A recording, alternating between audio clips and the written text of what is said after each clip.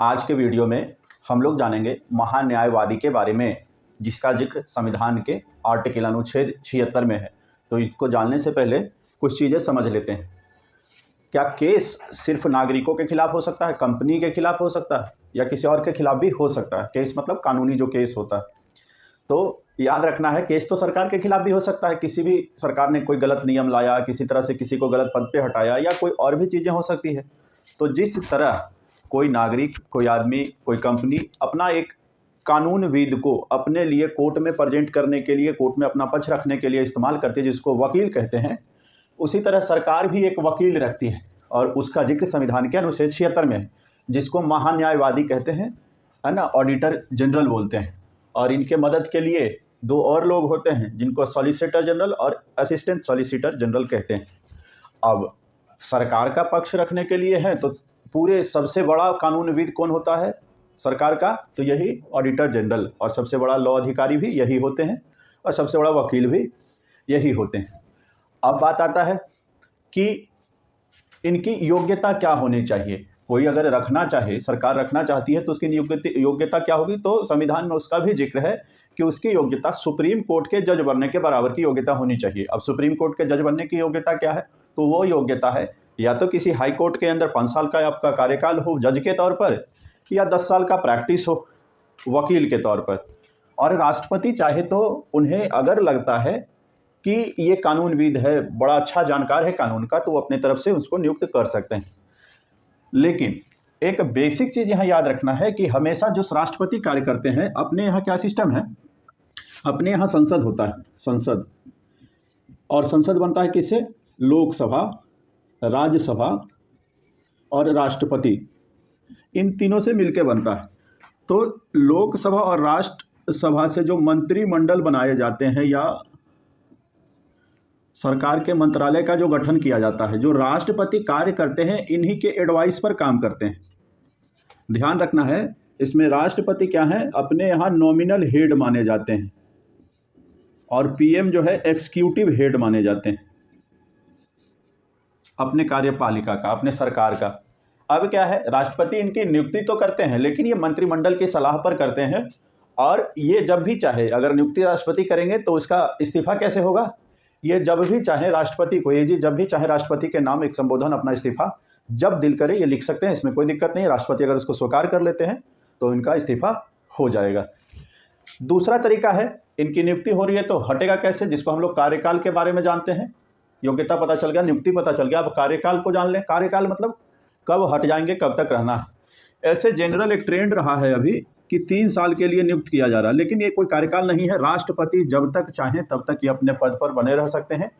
इसको आप प्रसाद पर्यंत एक शब्द सुनते होंगे, अक्सर प्रसाद पर्यंत एक शब्द सुनते होंगे। आप सीधे सीधे समझिए, प्रसाद पर्यंत सुनने में अच्छा लगता है इसलिए बोलते हैं। राष्ट्रपति के मर्जी के खिलाफ ही नहीं रख सकते। जब तक राष्ट्रपति की मर्जी है तब तक रखेंगे, राष्ट्रपति की मर्जी नहीं है हटा दिया जाएगा। और राष्ट्रपति की मर्जी क्या है? मंत्रिमंडल का विचार ही राष्ट्रपति की मर्जी है। तो कहने का मतलब जब तक मंत्रिमंडल चाहेगा तब तक ही रह सकते हैं, राष्ट्रपति को करके हटा सकते हैं। अब दूसरा बात यह है कि अगर ये रहेंगे और सरकार का कार्य करेंगे तो पैसा कौन देगा? जैसे वकील क्या करते हैं, आपका पक्ष हो, किसी का पक्ष रखने के लिए, कंपनी का पक्ष हो, आपका पक्ष हो, किसी का रखने के लिए वो अपना एक चार्ज करते हैं। तो सरकार से भी ये पैसे चार्ज करते हैं, जिसको आप वेतन बोलते हैं अपने कार्यों के बदले। लेकिन संविधान में या कहीं ऐसा नियम नहीं है कि एजी महान्यायवादी का कोई वेतन होगा। वेतन का निर्धारण कहीं कोई फिक्स नहीं है। ये भी राष्ट्रपति ही तय करेंगे कि कितना इनको वेतन मिलेगा, कितना पैसा मिलेगा। कहा जाता है कि इनको हर केस के लिए अलग से पैसे मिलते हैं, और ये राष्ट्रपति तय करता है कि कितना पैसा मिलना है, और उसी हिसाब से ये कार्य करते हैं। तो इनका वेतन तय नहीं है, लेकिन इनका जो पैसा दिया जाता है, राष्ट्रपति कहाँ से देंगे? जो भारत का संचित निधि है ना, संचित निधि से पैसा जाता है। ये बात याद रखना है कि इनको जो पैसा दिया जाता है संचित निधि से दिया जाता है। कितना दिया जाता है? जितना राष्ट्रपति तय करेंगे ना। तो राष्ट्रपति जब कर रहे हैं तो ठीक ही कर रहे होंगे।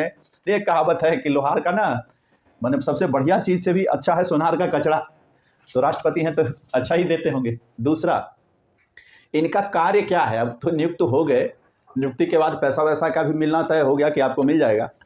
तो कार्य क्या करेंगे? ये कार्य करेंगे सरकार का पक्ष, कहीं भी किसी की भी कोर्ट के अंदर ये सरकार का पक्ष रखेंगे। किसी भी कोर्ट के अंदर, चाहे वो सुप्रीम कोर्ट हो, हाई कोर्ट हो, या डिस्ट्रिक्ट कोर्ट हो, जिसको सेशन कोर्ट भी कहते हैं। आपको दूसरा ये संसद में सरकार का पक्ष रखेंगे, चाहे लोकसभा हो चाहे राज्यसभा हो, या लोकसभा प्लस राज्यसभा, वहाँ पक्ष रखेंगे। साथ में एक पक्ष कहाँ रखेंगे, अगर सरकार ने इनको किसी भी सरकारी कमेटी का अध्यक्ष, चेयरमैन, सदस्य कुछ भी बताया है तो कमेटी के अंदर ये अपना सरकार का पक्ष और विचार रखेंगे और अपना सलाह रखेंगे। अब एक चीज़ ध्यान देने वाला बात यह है कि सरकार जब भी चाहे इनसे किसी भी कानूनी मामले में सलाह ले सकती है, और सरकार की मर्जी होगी तो मानेंगे, नहीं मर्जी होगी तो नहीं मानेंगे। दूसरा, ऐसा नहीं है कि इन्होंने कोई सलाह सरकार को दे रहे हैं और उसको मानना बाध्यकारी नहीं है, लेकिन राष्ट्रपति या सरकार जब भी इनसे सलाह मांगती है तो इनको सलाह देना बाध्यकारी ये नहीं कह सकते कि हम नहीं देंगे, हमारा कोई मतलब नहीं, उनकी नियुक्ति ही इसलिए हुई है कि सलाह दें, जबकि ये कोई जरूरी नहीं कि दें और कहें कि नहीं हमारा सलाह मानवे की हम दिए, तो ऐसा नहीं है। अच्छा, अब कार्य तो आपको समझ में आ गया कि पक्ष रखेंगे, सरकार का पक्ष कहीं भी रखेंगे जितना इनका। कार्य क्षेत्र क्या है, जो हमने अभी बताया, किसी भी कमेटी के अंदर हो, सुप्रीम कोर्ट के अंदर हो, कोई भी कोर्ट के अंदर हो, और ये लोकसभा राज्यसभा में कहीं भी पहुंच सकते हैं। एक कार्य इनका सबसे मजेदार चीज़ और है कि सभी संसद के सभी कार्यवाहियों में भाग ले सकते हैं। इसका मतलब यह है कि अपनी मर्जी से जा जाकर बैठ नहीं जाएंगे कि कार्यवाही चल रहा है और घुस के बैठ गए, नहीं। सरकार जब इनको कहती है कि आप बैठेंगे, आप सलाह देंगे, तो कोई भी कार्रवाई, संसद के किसी भी कार्रवाई, संसद का जो लोकसभा का सदन चलता है, संसद का जो राज्यसभा का सदन चलता है, या कहीं भी सरकार के चाहने के बाद उसमें वो भाग ले सकते हैं, अपना सलाह दे सकते हैं। अब दूसरा ये आता है कि सारा सदन उस वक्त क्या है, संसद को, एक सांसद को जितनी शक्तियां प्राप्त रहती है वो सारी रहती है, लेकिन वो वोट नहीं कर सकते। कि कोई चाहे कि किसी मामले में अगर सरकार के अंदर, सदन के अंदर वोटिंग हो रहा हो या किसी कमेटी में कुछ वोटिंग हो रहा हो, तो ये अपना वोट कास्ट नहीं करेंगे। ऐसा ना हो कि भी जाके नेता बनने लगे और कहेंगे ना हम ही देंगे, ऐसा कोई नहीं है और इनको नियम नहीं है, चाह के भी नहीं कर सकते। तो ये तीन चीज़ ध्यान रखना है, वोट कास्ट नहीं कर सकते, वेतन नहीं मिलता है, कार्यकाल नहीं होता है। ये सब राष्ट्रपति के प्रसाद पर्यंत, सुनने में अच्छा लगता है, राष्ट्रपति के मर्जी तक। अच्छा, दूसरा एक चीज़ ना, एक चलन में है, क्या प्रचलन में क्या है ना, जैसे ही मंत्रिमंडल बदलता है, मतलब जैसे ही सरकारें बदलती है, तो जो अपना ऑडिटर जनरल होते हैं वो क्या करते हैं, स्वतः ही इस्तीफा दे देते हैं, क्योंकि इन्हीं के सलाह पर हुआ रहता है गठन। तो एक इन्होंने मतलब एक अच्छा नेचर के चलते एक दे देते हैं कि चलो उसको क्या बोल, शिष्टाचार के चलते दे देते हैं कि आपने तो, आपके सलाह से तो हमारा हुआ था, नहीं था नियुक्ति। इसलिए कई बार ऐसा होता है कि सरकारों के साथ ही आते हैं और सरकारों के साथ चले जाते हैं। अब जिस तरह राष्ट्रपति इनकी नियुक्ति करता है, तो यह कोई बाध्य नहीं है कि राष्ट्रपति किन्हीं को नियुक्त करना चाहे कि आप ऑडिटर जनरल नियुक्त हो, तो वो अपनी मर्जी से नियुक्त हो सकते हैं। उनका अगर मर्जी नहीं है कि नहीं हम इस पद पर कार्य नहीं करेंगे, तो वो नहीं कर सकते हैं। जैसे मुकुल रोहतगी के केस में ऐसा हुआ। अभी के वेणुगोपाल थे सरकार के एजी, के वेणुगोपाल एजी थी। फिर इनका कार्यकाल 3 साल के लिए बढ़ा दिया गया, फिर 1 साल के लिए बढ़ाया गया। लेकिन जब इनको कहा गया मुकुल रोहतगी को, तो मुकुल रोहतगी ने मना कर दिया, और वर्तमान में आर वेंकट रमनी जो है, ये सरकार के महान्यायवादी, सरकार के वकील हैं, आर वेंकट रमनी। तो इस बात को याद रखना है कि सरकार जब भी चाहे किन्हीं को नियुक्त कर सकती है, लेकिन उनके भी मर्जी होनी चाहिए। वो नहीं चाहेंगे तो वो नियुक्त नहीं हो सकते।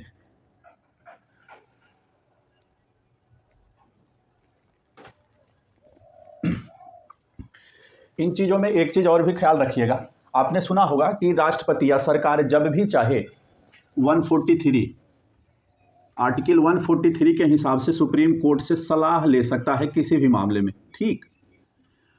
अब जो सलाह लेने का कार्य होता है इन्हीं महान्यायवादी के माध्यम से होता है। राष्ट्रपति खुद ही नहीं जाते हैं और पूछते नहीं है कि ये काम है जी बताओ क्या करना है, उसके लिए महान्यायवादी को कहते हैं और महान्यायवादी जाके इनसे सलाह मशवरा करता है। तो ये भी ध्यान रखना है कि इनसे जो बातचीत सुप्रीम कोर्ट की होती है अक्सर इसी महान्यायवादी के माध्यम से होती है। और जो हम अभी कह रहे थे कि मंत्रिमंडल का जो सलाह लेना अनिवार्य है, संविधान का एक आर्टिकल है 74, है ना, आर्टिकल 74, इसमें ही बताया गया है कि राष्ट्रपति, कहाँ गए राष्ट्रपति जी, यह राष्ट्रपति जो कार्य करेंगे मंत्रिमंडल के सलाह पर करेंगे। आर्टिकल 74 के हिसाब से उन्होंने सलाह दिया, सलाह के हिसाब से नियुक्ति हुई, और इनको अगर सुप्रीम कोर्ट से सलाह लेना है 143 के हिसाब से, तो अक्सर ये महान्यायवादी जी का इस्तेमाल करते हैं। अच्छा, एक चीज़ और जो सबसे मुख्य बात है, महान्यायवादी क्या सरकार के खिलाफ केस लड़ सकता है? तो सब कुछ हो सकता है, सरकार के खिलाफ महान्यायवादी केस नहीं लड़ेंगे। हालांकि ये अपना निजी प्रैक्टिस, प्राइवेट प्रैक्टिस कर सकते हैं, अपना केस किसी के साथ भी लड़ सकते हैं इसको, लेकिन इस मामले में उनको सरकार को बता के कोई भी प्राइवेट केस लड़ सकते हैं, इसमें कोई उनको रोक नहीं है। सरकार से एक बार परमिशन लेके केस लड़ सकते हैं, लेकिन हाँ, ऐसा कोई भी केस नहीं लड़ेंगे जो सरकार के खिलाफ हो। अब सरकार ने इनको वकील नियुक्त किया और यही जाके सरकार के खिलाफ लड़ रहे हैं, तो ऐसा संभव नहीं है, ऐसा नियमों में भी नहीं है, तो ये केस सरकार के खिलाफ नहीं लड़ सकते हैं। जबकि ये निजी केस लड़ सकते हैं, और किसी ने कह दिया कि करोड़ों रुपया दे रहे हैं सरकार के खिलाफ लड़ो, या कोई केस तो ऐसा नहीं है कि जाके आराम से पैसा लेके उनके खिलाफ ही खड़े हो गए ना। और इनका कार्यक्षेत्र और कार्य क्या है, ये किसी भी कार्रवाई में भाग ले सकते हैं, किसी भी कोर्ट के किसी भी कार्रवाई में सुनवाई का अधिकार है। तो ये सुनवाई का जो अधिकार है असल में भाग लेने को ही सुनवाई कहा जाता है। कभी कभी ऐसा नहीं है कि वो गए और कोर्ट के केस में, किसी में मान लीजिए हाई कोर्ट में बैठे और हाई कोर्ट में कोई केस चल रहा हो, सरकार के खिलाफ चल रहा हो, सरकार के साथ चल रहा हो, या कोई बात हो, तो उसमें वो जज नहीं बन सकते हैं। ये बात ध्यान रखना है। सुनवाई का अधिकार है, इसका मतलब ये नहीं कि उनको फैसला देने का अधिकार है। इसका मतलब ये है कि जो सुनवाई हो रहा है उसमें जाके वो भाग ले सकते हैं, पार्टिसिपेट कर सकते हैं, बैठ सकते हैं, सुन सकते हैं, देख सकते हैं, सरकार की तरफ से सलाह ले सकते हैं। सुनवाई का मतलब ये नहीं होता है कि वो जजमेंट देंगे, तो इस बात का ख्याल रखना है। तो चलिए खत्म करते हैं। ये था आर्टिकल 76 महान्यायवादी के बारे में। अब आगे दूसरे वीडियो में राष्ट्रपति के बारे में पढ़ेंगे। आप चैनल सब्सक्राइब कर लें, और हम अक्सर सेट्स सोल्व करवाते रहते हैं, previous year question paper solve करवाते हैं, और उसी हिसाब से जो आपको प्रीवियस ईयर क्वेश्चन पेपर में जो जो टॉपिक आते जाएंगे, ठीक उसी तरह से हम उसका वीडियो बनाते जाएंगे। अभी देखते हैं, अभी महान्यायवादी का हुआ है, अगला टॉपिक राष्ट्रपति का होगा। तो धन्यवाद, अपना ख्याल रखें, पढ़ाई करते हैं।